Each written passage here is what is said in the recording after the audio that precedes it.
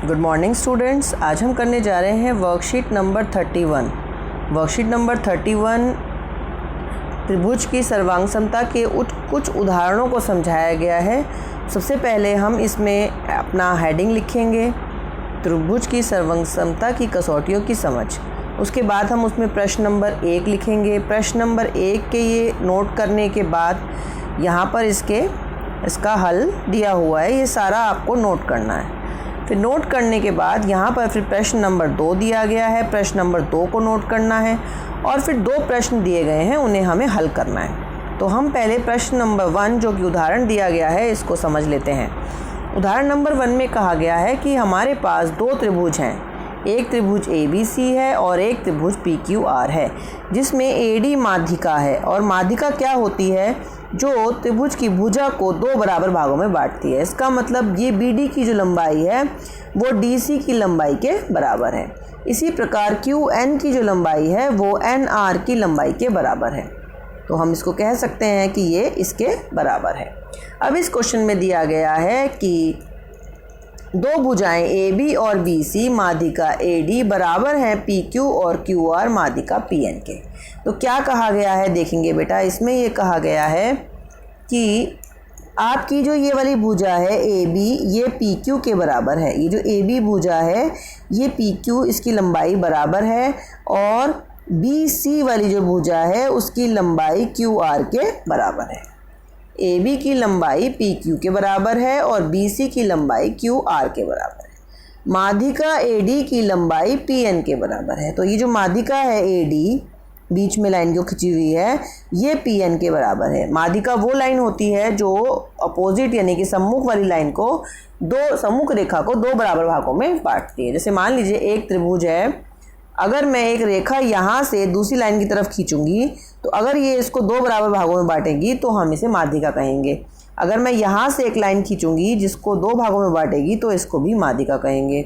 और ऐसे भी यहाँ से भी मैं लाइन खींच सकती हूँ। ये माध्यिका हम पहले वर्कशीट में पढ़ चुके हैं।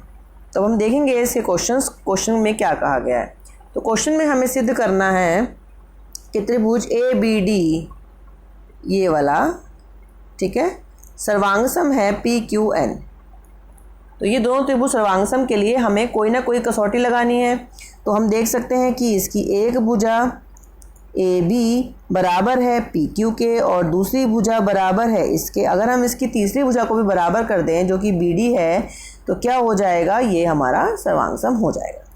तो अगर ये BC भुजा बराबर है QR के, BC बराबर है QR के, तो BC का आधा करें और QR का आधा करें। मान लीजिए फॉर एग्जांपल हमारे पास 4 है, 4 किलो सेब 4 किलो सेब के बराबर है। अगर मैं 4 का आधा करूंगी तो भी तो मुझे बराबर संख्या ही मिलेगी ना, बराबर संख्या। तो अगर BC मेरी बराबर है QR के जो कि क्वेश्चन में दिया गया है, तो जब मैं उसका आधा करूंगी तो मुझे BD मिलेगा और QN मिलेगा, तो वो भी तो बराबर होंगे। तो हम इसमें कह सकते हैं कि क्योंकि BC QR के बराबर है इसीलिए उसका आधा भी बराबर होगा। तो यहाँ पर लिखा हुआ है, यही लाइन लिखी हुई है, इसको आप नोट कर लेंगे कि BC यदि QR के बराबर है तो BC का आधा QR के आधे के बराबर होगा और BC का आधा किसके बराबर है? BD के बराबर है और QR का जो आधा है वो QN के बराबर है। तो ये क्या होंगे? दोनों बराबर होंगे। तो इससे तीनों त्रिभुज की तीनों भुजाएं क्या होंगी? आपस में बराबर हो जाएंगी। AB PQ के बराबर, AD PN के बराबर और BD QN के बराबर। तो SSS नियम से ये हमारे जो त्रिभुज हैं वो सर्वांगसम हो जाएंगे। अब त्रिभुज सर्वांगसम होंगे तो जो इसके बाकी के कोण हैं वो भी बराबर होंगे। BQ के बराबर होगा, AP के बराबर होगा और D जो है वो N के बराबर होगा। तो यहाँ पर हम कह सकते हैं कि त्रिभुज कोण ABD बराबर होगा कोण PQN के। उसके बाद यहाँ से हम बड़े वाले त्रिभुज जो हमारा है ABC को हम PQR के सर्वांगसम सिद्ध कर सकते हैं SAS नियम से। ठीक है, तो इसको भी नोट कर लेंगे बेटा, ये बहुत इजी है, आपको समझ में आ जाना चाहिए। अब हम चलेंगे प्रश्न नंबर 2 की तरफ। प्रश्न नंबर 2 को हमें RHS नियम से सिद्ध करना है। RHS नियम में क्या होता है, एक कोण 90 डिग्री का होता है, कर्ण बराबर होता है और एक भुजा बराबर होती है। अब हम देखते हैं कि हम इसमें कैसे और कौन सी भुजा को बराबर कर सकते हैं। तो हमें जिस त्रिभुज को सिद्ध करना है पहले हम वो देख लेते हैं। हमें सिद्ध करना है ABC। ये जो बड़ा वाला त्रिभुज है इसकी दो भुजाएं बराबर हैं। ये एक समद्विबाहु मतलब यदि एक कोई त्रिभुज होता है और उसकी दो भुजाएं बराबर होती हैं तो उसे समद्विबाहु त्रिभुज कहते हैं। तो हमें इसको समद्विबाहु त्रिभुज यानी कि इसकी दो भुजाओं को बराबर सिद्ध करना है। ठीक है, तो हम कैसे सिद्ध करेंगे बराबर भुजाएं, देखते हैं। तो सबसे पहले हम जो त्रिभुज है वो हम लेंगे, नीचे वाले दो त्रिभुज लेंगे, एक ये वाला और एक ये वाला। इसका नाम है BFC एक त्रिभुज है और BEC हमारा दूसरा त्रिभुज है। तो इसमें हम देखेंगे कि इसका एक कोण 90 डिग्री के बराबर है, इसकी जो लंब है वो बराबर है। ये दिया गया है यहाँ पे जो दो बराबर शीर्ष लंब है। तो अगर शीर्ष लंब बराबर है तो BE बराबर होगा किसके, CF। BE बराबर CF होगा। तो हम इसको ध्यान से लिख सकते हैं। तो यहाँ पर BC के बराबर है क्योंकि ये दोनों में आ रही है। ये वाली भुजा इस त्रिभुज में भी है और इस त्रिभुज में भी है। ऐसी भुजा जो दोनों त्रिभुज में होती है उसे हम उभयनिष्ठ भुजा कहते हैं।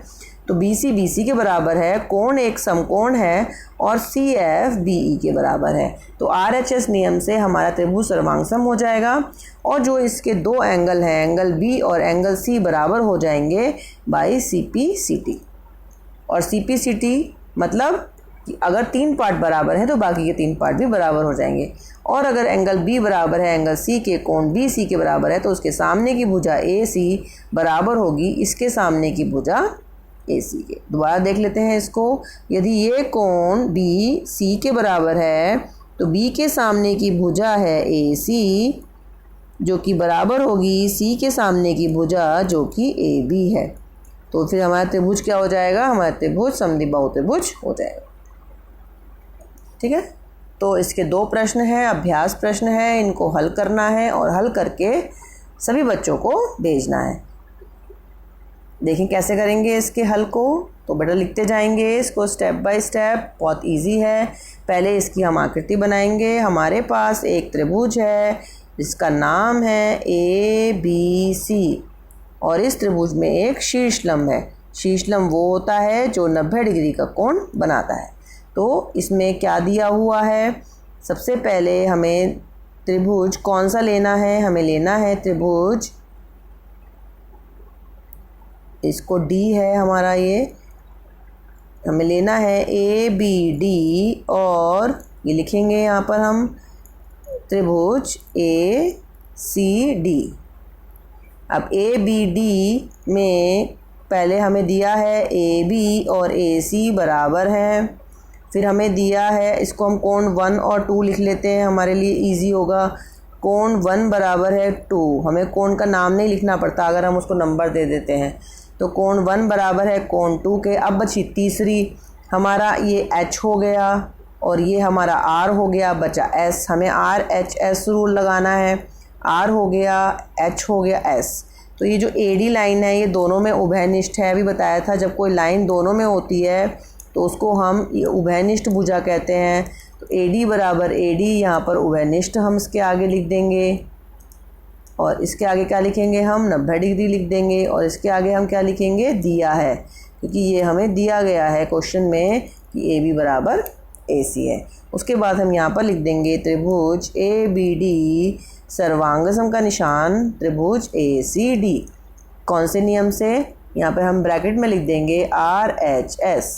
ठीक है, अब उसके बाद हमें सिद्ध क्या करना है कि इसके 2 बराबर हैं, ये इसको 2 बराबर भागों में बांटता है। तो यहाँ पर हम लिखेंगे BD बराबर CD और ये क्यों बराबर है, CPCT से ये बराबर है। तो इस क्वेश्चन के हल को सब बच्चे नोट कर लेंगे और काम करेंगे और फिर सेंड करेंगे। अब हम क्वेश्चन नंबर 2 पर आ जाते हैं जिसकी आकृति ये दी गई है और इसके हल को हम कैसे लिखेंगे देखेंगे। इसका हल जो है वो आपको बेटा बहुत ध्यान से लिखना है और पहले क्वेश्चन नोट करना है और फिर आंसर करना है। बहुत सारे बच्चे सिर्फ क्वेश्चन सेंड कर देते हैं, ऊपर के जो उदाहरण है वो नहीं लिखते हैं, तो वो नहीं है सही बेटा, आपको उदाहरण भी लिखना है। तो इसके लिए सबसे पहले हम हल में क्या लिखेंगे, हम पहले त्रिभुज का नाम लिखेंगे जो हमें सिद्ध करना है। तो हमें सिद्ध करना है त्रिभुज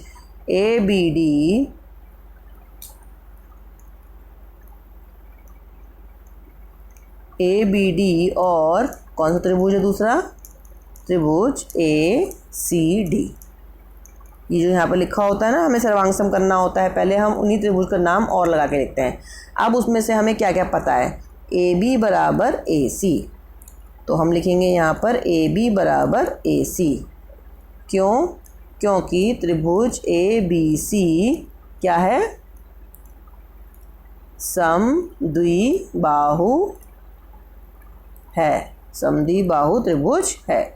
उसके बाद हम लिखेंगे BD बराबर CD, क्यों, क्योंकि त्रिभुज BDC भी एक समद्विबाहु त्रिभुज है।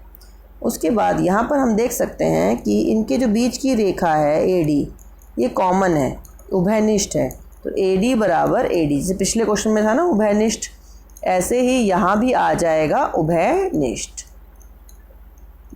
ठीक है।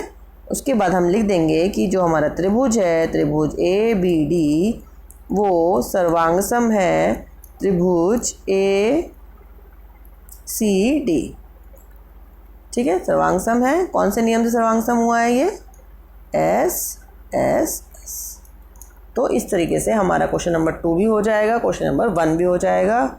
वर्कशीट को बेटा मंडे को वर्कशीट आएगी, तो मंडे को करके सेंड करना है। अगर आपको रात को फ़ोन मिल रहा है तो आप ट्यूसडे की मॉर्निंग तक सेंड कर दो, लेट सेंड नहीं करना है, आपको अटेंडेंस भी नहीं मिल पाती है और आपको समझ में भी नहीं आएगा अगर आप वीक के एंड में सारा काम करोगे। ओके, सभी बच्चे वर्कशीट करके टाइम से सेंड किया करो, लेट मत किया करो। Thank you and that's all for today.